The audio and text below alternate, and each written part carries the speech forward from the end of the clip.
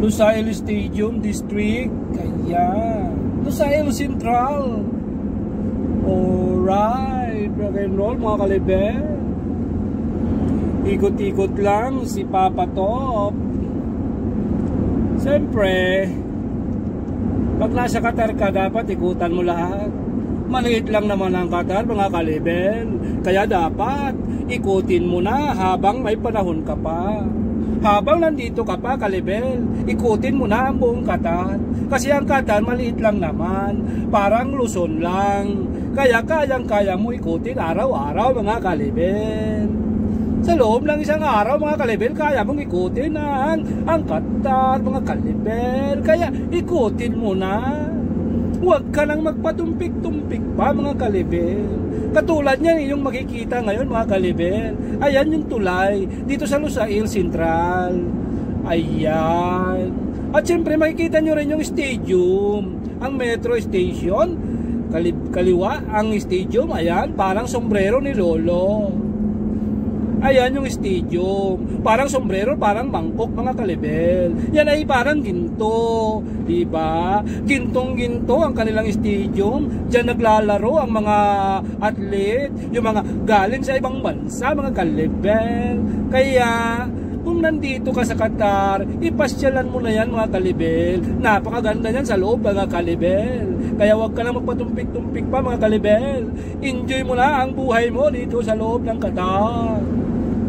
Kasi minsan lang yan mga kalibel. Ayan yung mga nagagandahan building na ginagawa pa lang ngayon mga kalibel dito sa Lusail.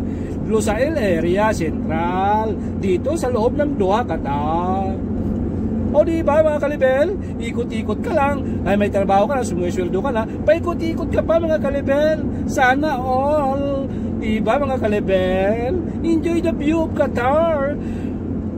Saan ka pa? Dito ka na sa Qatar.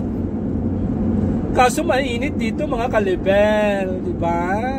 Pero tsaga-tsaga lang yan. Aircon naman yung sasakyan mga kalibel. Hindi naman bumibiyahe yung sasakyan pag walang aircon. Kaya dapat may aircon. Kaya hindi ka rito iitip mga kalibel. May aircon yung sasakyan mo, paikot-ikot ka lang. O di ba mga kalibel? Enjoy mo lang ang view mga kalibel. Ayan, o, kikita natin, mayroon tayong mga kasabayan sa daan, mga kapwa natin mga driver na mga nagmamaneho ng iba't ibang uri ng sasakyan. May bus, mayroon naman Pajero, mayroon naman Land Cruiser, at mayroon din naman mga ordinaryo sasakyan mga kalibel. Kaya enjoy lang. Katulad ng makikita nyo, isang Sierra na GMC, ayan, pick up. Ayan, napakaganda mga kalibel, di ba? Alright, enjoy lang mga kalibel. At nandito naman tayo ngayon sa Alcor Coastal Road, ongoing to Alcor, isa sa mga lugar kung saan dito sa loob din ng Qatar. Oh yeah mga kalibel, enjoy lang mga kalibel, huwag ka mag-alala, sakot kita. Oh yeah. So yun lang mga kalibel, hanggang dito lang mga kalibel, tutuloy lang ako ha. Enjoy, bye bye, mama chup chup. At of course mga kalibel, ipapakita ko rin yung stadium na pinuntahan ni Tatay Digong nung pumunta siya rito nung eleksyon, nung nanalo siya. Ayan po yun mga kalibel, parang isang tumpok lang na tubol, pero malaki po yung stadium mga kalibel. Diyan po pumunta si Tatay Digong. At ang ating mga kababayan dito sa Qatar, punong-puno po yan nung nandito si Tatay Digong mga kalibel. Yan po yung stadium ng Lusail. Yan ang medyo luma na stadium, pero laging dinadausan ng mga iba't ibang presidente na pumupunta rito sa sulok ng buong mundo. So yan po yon mga kalibel. Kaya naman mga kalibel, enjoy tayo rito sa Doha. Marami tayong makikita rito na hindi natin nakikita sa Pilipinas. Napakasaya rito. Basta may trabaho ka. Pero pag wala kang trabaho, malungkot ka, wala kang pera kalibel. O diba, napakalawak pa. O sabi nila wala daw halaman dito, wala daw puno. Meron mga kalibel. Ayan o, nakikita nyo naman may mga puno dyan mga kalibel, diba? Ayan, buhay na buhay yan mga kalibel. Kaya nga lang, yan ay alaga mga kalibel. Talagang meron yan taga-spray araw-araw. meron yan tagadilig sa umaga at hapon. Kasi hindi naman yan talaga mabubuhay pag walang tagadilig dyan. May nagmi-maintenance po dyan mga kalibel. Kaya nakikita nyo, ay buhay na buhay mga kalibel ang mga puno. Ayan. Pero sa atin, ang pagkakaiba, ang mga puno doon, kahit di mo itanim, ay kusang tutubo. Dito mga kalibel, hindi po yan tutubo hanggat hindi inaalagaan. Kaya inaalagaan nila yan ng mabuti mga kalibel.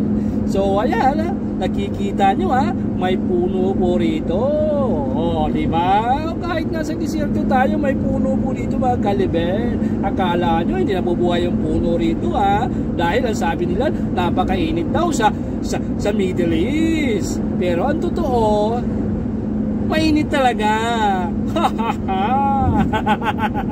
Mainit talaga mga kalibel.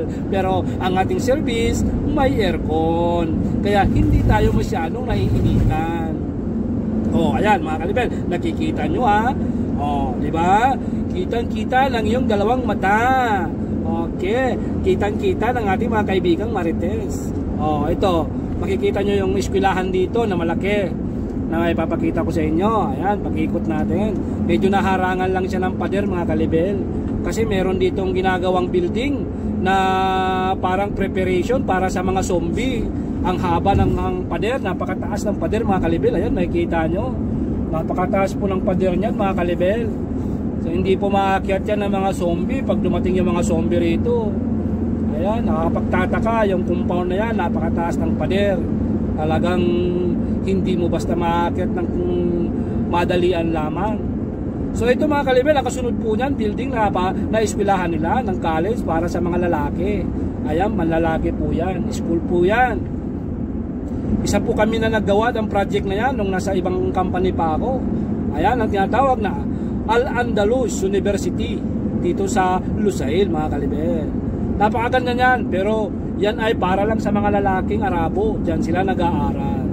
Okay mga kalibel, hanggang dito na lang mga kalibel. At tuloy-tuloy tayo sa ating paroroonan. Ayan, disyerto na kasi rito mga kalibel. Baka matakot kayo, wala na kasing bahay gaano rito makikita, kundi puro disyerto na lang mga kalibel. Ayan, nakikita nyo naman, puro-purong disyerto na. Ilan-ilan na lang ang bahay. Baka matakot kayo mga kalibel. Kaya hanggang dito na lang mga kalibel. Babos! Bye-bye!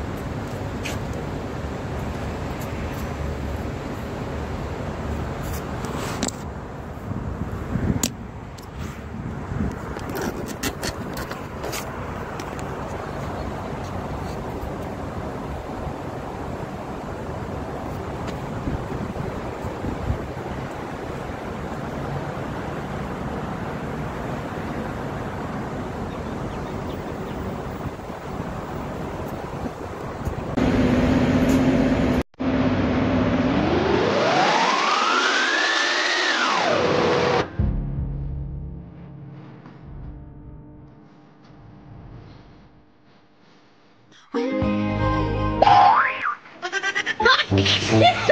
ha ha!